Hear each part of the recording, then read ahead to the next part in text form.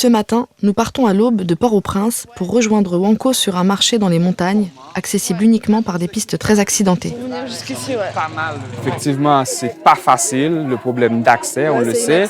Sur le marché, le risque de contamination est très élevé. Regardez par exemple des lots de mangue, il suffit d'une main contaminée et touche. Et des fois, les gens achètent ça et ils mangent sur le coup et c'est... Oui, parce qu'ici, on mange avec la peau. Donc, si tu ne l'as pas lavée avant et qu'elle a été touchée... Ouais. Alors que c'est vrai que les fruits comme les bananes, tu les ouvres. Et dans les premières enquêtes qui avaient eu lieu sur les débuts des propagations des maladies, quand tu regardes les courbes, tu vois, pic de production de mangue, pic de choléra. Donc, c'est là l'importance des activités... Changer leur manière de consommer aussi, en fait. Les activités de sensibilisation qu'on mène sur les marchés, c'est juste pour ça. Ouais. Cocoé. Non, ça je connais. Oignon, je connais. C'est des bananes, ça. Non, c'est betterave, voilà. Il fallait pas lui dire, on attendait qu'il dise. Parce que depuis tout à l'heure, il dit n'importe quoi.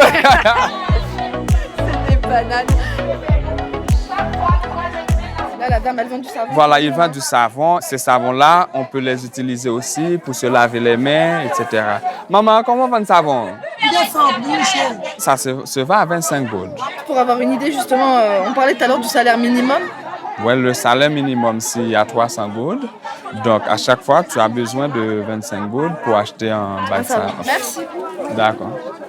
Tu vois, encourager les gens à se laver les mains et faire de la prévention comme ça et tout. Et en fait, t'as le savon qui a un prix exorbitant finalement. Donc comment tu gères ça? On a des activités de formation pour apprendre aux gens à faire leur savon artisanal. Voilà, ok. On faisait des formations de groupements de femmes pour faire le savon liquide. Fabriquer le savon. Savon, le chlore. Je suppose qu'entre acheter à manger, acheter du savon et à un moment donné...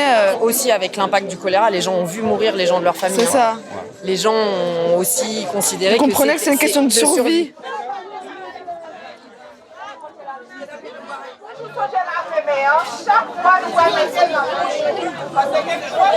Ça va, Joanne? Tu vas bien?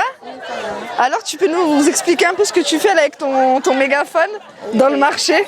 Ok, d'habitude, nous venons dans le marché.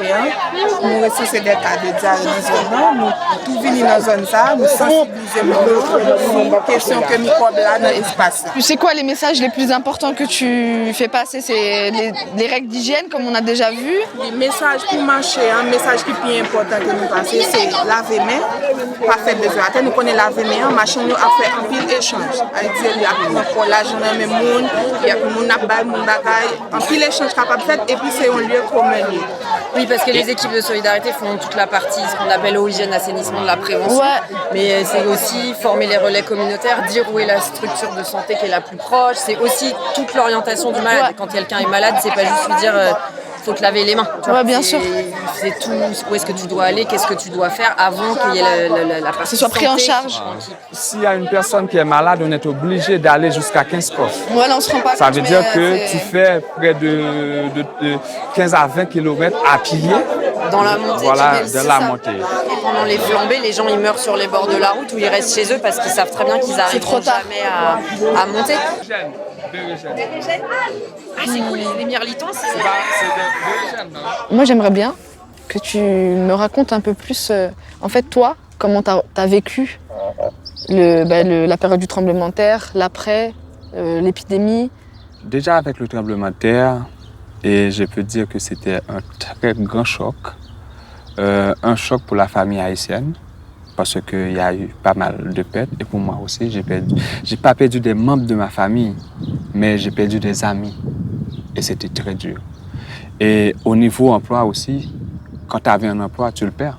Et en plus de ça, après le tremblement de terre, il y a eu le choléra.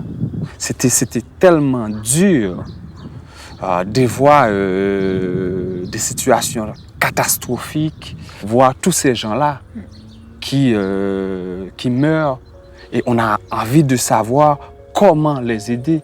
Donc c'est ainsi que moi j'ai intégré l'organisation humanitaire, mais pour moi c'est l'engagement, la détermination que m'a transmis Solidarité par ses formations, par sa manière d'apporter des aides à la population vulnérable, c'est ça qui m'a fait aimer en quelque sorte l'humanité. Et c'est ce qui a renforcé aussi mon engagement. Et je me pose une question, tu vois, c'est parce que là maintenant on a pratiquement 9 ans de recul. Comment ça se passe aujourd'hui chez les Haïtiens en fait, par rapport au choléra, mais par rapport aussi au tremblement de terre? Est-ce que c'est quelque chose dont les gens parlent? Est-ce qu'ils parlent de leur deuil, de leur mort? Comment ça se passe en fait dans le quotidien? Ou c'est quelque chose qui est tabou encore? Le tremblement de terre, c'est quelque chose qui ne sortira jamais dans le mémoire des Haïtiens. Chaque personne, au moins dans le pays, avait un proche. A perdu quelqu'un. Voilà, a perdu quelqu'un. Et c'était ça, très très compliqué et très dur. Et c'est pas une chose qu'on oublie facile, parce que ça reste quand même une cicatrice.